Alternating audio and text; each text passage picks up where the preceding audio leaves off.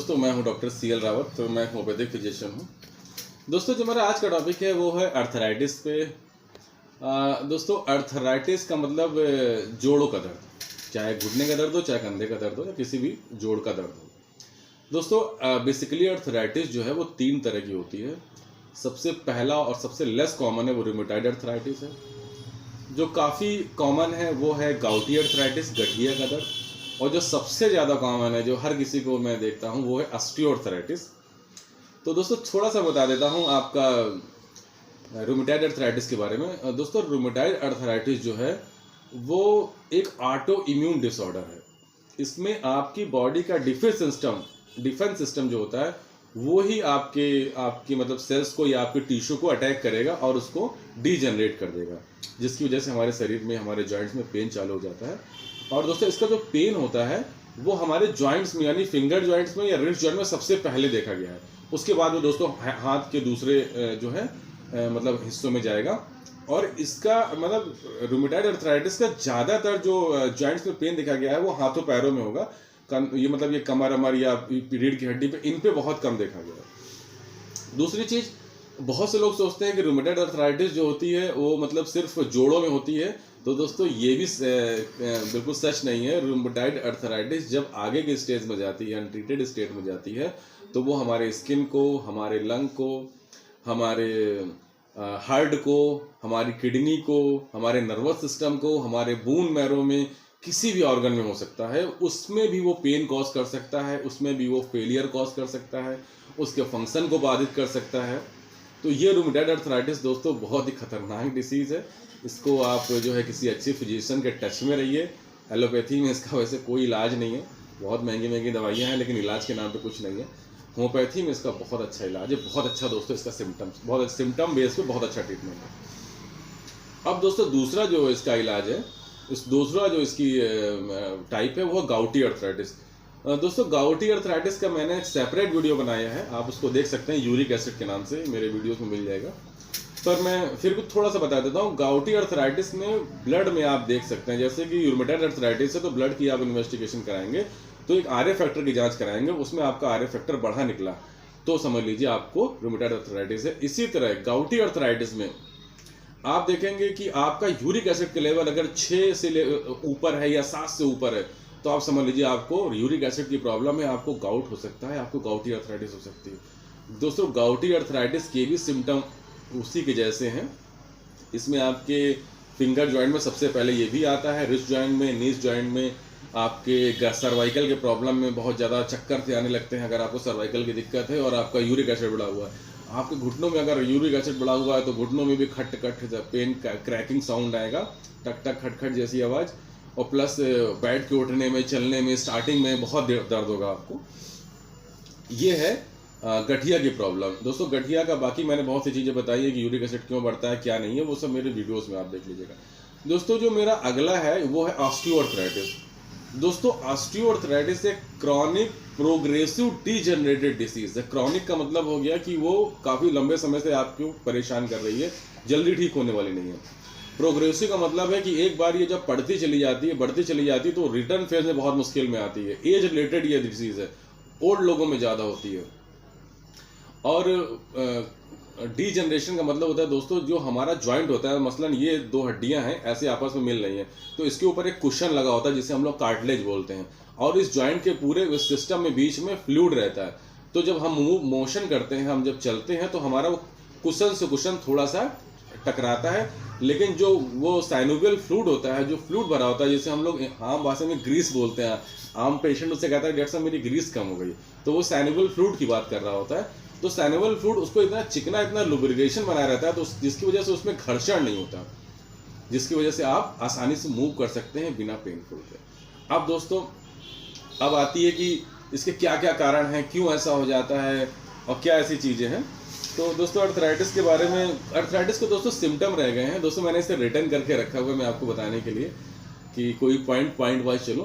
तो दोस्तों, इसका जो सिम्टम है वही है, आपके जॉइंट्स में पेन होंगे, आपके जॉइंट में स्वेलिंग होगा, आपके जॉइंट्स में स्टिफनेस लगेगी, आपको चलने में जो है दर्द महसूस होगा, आपका मूवमेंट रेंज जो है, loss of range of the motion है वो कम हो जाएगा। मतलब जैसे आपका हाथ उठ रहा है, किसी को फ्रोजन शोल्डर है, हाथ उठ रहा है तो आप इतना ही उठ रहा या पीछे नहीं जा रहा, तो ये फ्रोजन शोल्डर में आपका ये कंधा जो है ये आधा ही मूव कर रहा, पूरा आपका पूरा सॉकेट ऐसे नहीं मूव हो पा रहा है। तो ये दोस्तों ये है आपकी ऑस्टियोआर्थराइटिस की निशानियां।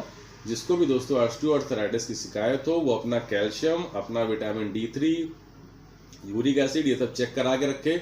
अगर आप मैंने ज़्यादातर देखा है कि जिनको ऑस्टियोआर्थराइटिस होता है उनका कैल्शियम लेवल और विटामिन D कम होता है। दोस्तों विटामिन D कम होने के बहुत से रीज़न हैं, जैसे कि कोई भी व्यक्ति धूप में आजकल निकलना नहीं चाहता है, गर्मियों में सब अपनी गाड़ियों में रहते हैं, अपने चैम्बर्स में रहते हैं, एयर कंडीशन में रहते हैं।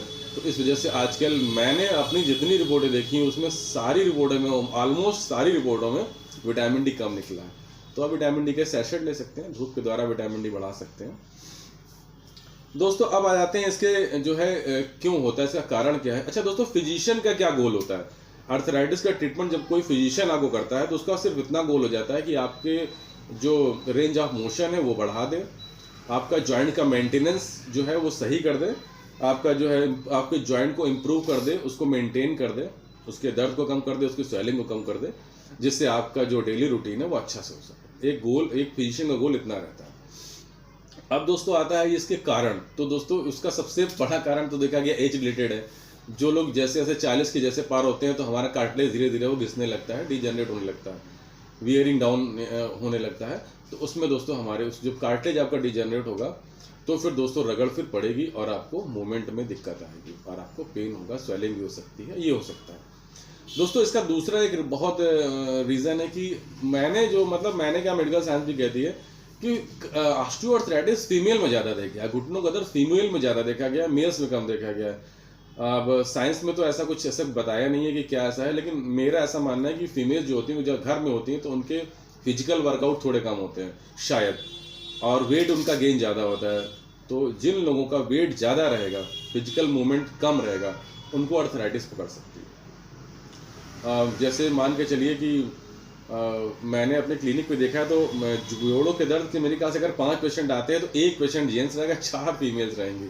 ये रेशियो मैंने अपनी क्लिनिक पे देखा है। दोस्तों ओबेसिटी इसका एक कारण तो है ही। आप अपने वेट को मेंटेन करें, ज़्यादा वेट रहेगा आपकी बॉडी में तो वो आपके घुटनों पे ज़्यादा प्रेशर डालेगा, ज़्यादा प्रेशर से आप चलेंगे तो ज़्यादा फिर मतलब घर्षण ज़्यादा होगा, तो आपको पेन होगा, इन्फ्लेमेशन होगा, loss of range of movement होगा। दोस्तों जेनेटिक में भी देखा गया है कि जैसे मान लीजिए किसी के मम्मी पापा में, भाई में, मतलब नाना नानी में, दादा दादी में अगर उनको आर्थराइटिस है तो उनके बच्चों में भी आ सकता है, लेकिन ये ज़रूरी नहीं है। अगर वो उनके बच्चे की खान पीना अच्छा है, चलने फिरने में है, योगा करते हैं, व्यायाम करते हैं, अच्छी डाइट लेते हैं, अगर उनका मेंटेन वेट भी उनका मेंटेन है तो उनमें नहीं आएगा। और अगर ऐसा नहीं करते हैं तो बहुत आसानी से उनमें फिर वो कैरी कर जाएगा आर्थराइटिस की प्रॉब्लम। दोस्तों देखा गया कि जिन लोगों को डायबिटीज़ होता है और वो अपनी डायबिटीज़ को कंट्रोल नहीं करते हैं तो उनको भी आर्थराइटिस की प्रॉब्लम धीरे धीरे करके शुरू हो जाती है। अब दोस्तों आते हैं इसकी दवाइयों के बारे में। काफ़ी चर्चा हो गई लेकिन अब दवाइयाँ रह गई हैं। दोस्तों दवाइयों में सबसे जो पहली मेरी क्लिनिक की दवा है वो है रस्टॉक्स। रस्टॉक्स में दोस्तों एक बड़ा मेन सिम्टम है कि जब हम सुबह उठते हैं तो हमारे जोड़ों में बहुत स्टिफनेस रहती है। पहला मोशन करते हैं तो बिल्कुल मन नहीं करता कि पैर उठाएं, इतना दर्द है, सहनीय दर्द होता है। फिर धीरे धीरे जैसे हम चलना चालू करते हैं तो हमें उतना ही आराम मिलता जाता है। जितना हम चलते रहते हैं हमें हमारा आराम उतना बढ़ता जाता है। जाड़े में ये दर्द और बढ़ जाता है, कोल्ड वेट वेदर में ये दर्द और बढ़ जाता है। अगर कोल्ड वेट वेदर है, जाड़े का वेदर है और आपको ऐसी स्टिफनेस लग रही है कि पहला मोशन आप कर रहे हैं तो आपको बहुत पेन हो रहा है, तो दोस्तों इसका मतलब आप रस्टॉक्स 30 की 5-5 बूंद दिन में 3 बार लें, आपको गजब का फायदा नजर आएगा कुछ ही दिनों में। ये क्रॉनिक बीमारी है, इसमें आप मिरेकल की उम्मीद मत समझिए कि हमने आपको दवा दी और शाम को आप ठीक हो गए। दोस्तों हफ्ता 10 दिन, 15 दिन, 20 दिन लग जाता है पेशेंट को आराम दिलाने में से ये इसका, क्योंकि हम आराम जब दिलाएंगे जब आपका फ्लूइड में कुछ चेंजेस होंगे, जब आपके कार्टिलेज में कुछ जो है सुधार आएगा। अब दोस्तों इसके बारे में और बता देता हूँ कि ये जो रस्टॉक्स है, रस्टॉक्स सियाटिका की भी बहुत अच्छी दवा है। और रस्टॉक्स जो है दोस्तों लिगामेंट, टेंडन, बून, कार्टिलेज सब पे काम करती है। इतनी गजब की दवा है ये। और दोस्तों ये देखा जाए सियाटिका जो होती है, ये सियाटिका के लेफ्ट साइड में, यानी कि किसी के पैर में अगर सियाटिका जो दर्द होता है पैर के पीछे से जो नर्व जाती है उसे हम लोग सियाटिका बोलते हैं। किसी के बाएं साइड में अगर सियाटिका का पेन है तो रस्टॉक्स 1 mg की आप लगभग रोजाना 5 बूंद लें एक बार दिन में 10-12 दिन तक, फिर आप उसकी पोटेंसी घटा दें 30 कर दें, तो आपको बहुत गजब का पेन महसूस, मतलब बहुत गजब का आपको रिलीफ महसूस होगा। इतनी गजब की दवा है दोस्तों। मैंने ठंडियों में देखा है किसी किसी के पीठ की नसें खिंच जाती हैं, पीठ की नसें खिंच जाती हैं, ऐसी कंडीशन में एपिन्यूरोसिस जो होती हैं उनको बोलते हैं, अगर वो खिंच जाती हैं, उनको दर्द होता है, तो रस्टॉक्स 1 mg की आप 2-4 दिन ले लें, आपको आराम मिल जाएगा। रस्टॉक्स पैरालिसिस की बहुत अच्छी दवा है, रस्टॉक्स नर्वस सिस्टम की बहुत अच्छी दवा है, रस्टॉक्स मतलब ओवरऑल आप बहुत अच्छी, अगर सिम्टम मिल रहे हैं तो आपको बहुत अच्छा काम करेगी। अब दोस्तों अगली दवा आती है ब्रायनिया। दोस्तों ब्रायनिया रस्टॉक्स को उल्टा काम करती है। रस्टॉक्स में जब आप बैठते हैं तो आपको दर्द ज़्यादा महसूस होगा, जब आप चलते हैं तो आपका दर्द रिलीफ मिलता जाएगा, जितना आप चलेंगे उतना रिलीफ मिल जाएगा। और रस्टॉक्स में फर्स्ट मोशन आपका पेनफुल होगा, उसके बाद आप चलेंगे तो बहुत अच्छा लगेगा। लेकिन ब्रायनिया में दोस्तों मोशन जब आप बैठे रहेंगे तो आपको पेन बहुत अच्छा रहेगा, बिल्कुल दर्द नहीं होगा। लेकिन जैसे आप जरा सा भी हिलेंगे डुलेंगे, अपने घुटनों को जरा सा पैरों को सीधा करेंगे, दोस्तों बहुत पेनफुल होगा। जितना आप चलते जाएंगे दर्द उतना बढ़ता जाएगा। ये ब्रायनिया की निशानी है। ब्रायनिया भी दोस्तों एक बहुत बड़ी दवा है, कॉन्स्टिपेशन से लेकर के न जाने कितनी बीमारियों में यूज होती है, और गठिया मतलब हर तरह में, रूमेटॉइड अर्थराइटिस, ये जितनी भी अर्थराइटिस हैं सब में ब्रायनिया बहुत अच्छी दवा अच्छा काम करती है। दोस्तों एक चीज़ और बता दूं कि ये जो मैंने जो दवा बता रहा हूँ ये रूमेटॉइड में, गाउटी में, ऑस्टियो तीनों में काम करेगी, सिम्टम मिलने चाहिए बस जी। और दोस्तों अब मेरी अगली दवा है लीडम पाल। दोस्तों लीडम पाल भी रूमेटॉइड अर्थराइटिस की बहुत अच्छी दवा है। दोस्तों लीडम पाल में एक बहुत अच्छा सिम्टम होता है कि जो हमारा पेन है वो पहले हमारे जो है हाथ में होगा, फिर हमारे वो घुटने यहाँ पे जाएगा, नीज में जाएगा, फिर ऊपर जाएगा। ऐसे पैरों में भी, पैर वो फुट में होगा, फिर ऊपर की तरफ जाएगा, फिर नीज में हो जाएगा, फिर जांघ की तरफ जाकर के ऊपर की तरफ जाएगा। तो इसका जो होता है पेन होता है वो नीचे से ऊपर की तरफ रेडिएट करता है। अगर आपको ऐसा लग रहा है तो आप दे सकते हैं लीडम पाल। लीडम पाल दोस्तों हर तरह की अर्थराइटिस में बहुत अच्छा काम करती है, गाउटी अर्थराइटिस में तो बहुत ही अच्छा काम करती है। अब दोस्तों इसकी अगली दवा एक और आती है, वो है कालमिया। दोस्तों कालमिया जो है उसका सेम उल्टा काम है। अगर आपको कंधे में दर्द, आपको सर गर्दन का दर्द है, फिर वो कंधे में उतर रहा है, फिर ये नीचे की तरफ झंझनाहट उंगलियों में हो जा रही है, तो ऐसी कंडीशन में यानी कि पेन आपका जो है वो ऊपर से नीचे की तरफ अगर जाए तो आप कालमिया दे के देखिए, नीचे की तरफ पेन नीचे की तरफ रेडिएट होता है। अगर आपको मतलब कूलों में दर्द है, वो पैर के नीचे से जाके उंगलियों तक झंझनाहट जा रही है, कालमिया आप लेके देखिए, आपको गजब का रिजल्ट मिलेगा।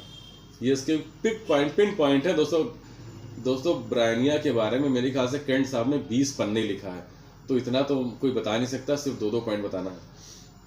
दोस्तों कास्टिकम एक बहुत सही दवा है, बहुत अच्छी दवा है जोड़ों के दर्द की। अगर आप अपने लेफ्ट पैर में, अगर आपके राइट साइड पैर में स्टिफनेस है, घुटनों में दर्द है, तो आप कास्टिकम लेके देखें, बहुत अच्छी दवा है। नर्वस सिस्टम की कास्टिकम इतनी अच्छी दवा है कि जिसका कोई मतलब इसका कोई तोड़ ही नहीं है। पैरालिसिस की बहुत अच्छी दवा है, अगर आपको पैरालिसिस अटैक पड़ गया है, कास्टिकम आप दे दीजिए, बहुत अच्छी दवा है। ठंडी के कारण अगर आपके आधे फेस में पैरालिसिस हो गया है, ठंडी हवा, कोल्ड हवा में, आप कास्टिकम देखिए, आपको 2 से 4 दिनों में बड़े अच्छे रिजल्ट, मेरिकुलस रिजल्ट मिलेंगे। दोस्तों एक दवा आती है होम्योकॉल। आप किसी भी तरह की गठिया का मरीज हो, किसी भी तरह का पेशेंट हो, तो साथ में आप SBL की होम्योकॉल दवा है, उसकी आप 2-2 गोलियां दिन में 3 बार दीजिए। किसी भी दवा के साथ आप इसको दे सकते हैं एडिशनल दवा के तौर पे। SBL का प्रोडक्ट है, बहुत अच्छा प्रोडक्ट है, ये पेटेंट है और ये काफ़ी अच्छा काम करती है। दोस्तों फिर मिलते हैं नेक्स्ट वीडियो में। सॉरी वीडियो थोड़ा लंबा हो गया, काफ़ी इसमें मैटर था, तो ओके, थैंक यू।